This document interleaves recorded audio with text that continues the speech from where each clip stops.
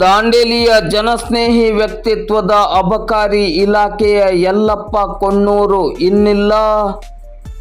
ಅಬಕಾರಿ ಇಲಾಖೆಯಲ್ಲಿ ಕಳೆದ ಅನೇಕ ವರ್ಷಗಳಿಂದ ದಕ್ಷ ಪ್ರಾಮಾಣಿಕವಾಗಿ ಸೇವೆಯನ್ನು ಸಲ್ಲಿಸುತ್ತಿದ್ದ ದಾಂಡೇಲಿ ನಗರದ ಹಳೆ ದಾಂಡೇಲಿಯ ನಿವಾಸಿಯಾಗಿರುವ ಜನಸ್ನೇಹಿ ನಡವಳಿಕೆಯ ಯಲ್ಲಪ್ಪ ಕೊಣ್ಣೂರು ಅವರು ವಿಧಿವಶರಾಗಿದ್ದಾರೆ. ಮೃತರಿಗೆ 58 ವರ್ಷ ವಯಸ್ಸಾಗಿತ್ತು. ಅನ್ಮೋಡ ಅಬಕಾರಿ ಠಾಣೆಗೆ ನಿಯೋಜನೆಗೊಂಡಿದ್ದರು. ಆರೋಗ್ಯದ ಹಿತದೃಷ್ಟಿಯಿಂದ ದಾಂಡೇಲಿಯ ಅಬಕಾರಿ ಠಾಣೆಯಲ್ಲಿ ಕರ್ತವ್ಯವನ್ನು ನಿರ್ವಹಿಸುತ್ತಿದ್ದರು. ಸರಳ ಸಜ್ಜನಿಕೆಯ ವ್ಯಕ್ತಿತ್ವದವರಾಗಿದ್ದ ಮೃತರು ಪತ್ನಿ, 3 ಮಕ್ಕಳು ಹಾಗೂ ಅಪಾರ ಸಂಖ್ಯೆಯಲ್ಲಿ ಬಂಧು ಬಳಗವನ್ನು ಅಗಲಿದ್ದಾರೆ. ಮೃತರ ನಿಧನಕ್ಕೆ ನಗರದ ಗಣ್ಯರನೇಕರು ಕಂಬನಿಯನ್ನು ಮಿಡಿದು ಸಂತಾಪವನ್ನು ಸೂಚಿಸಿದ್ದಾರೆ.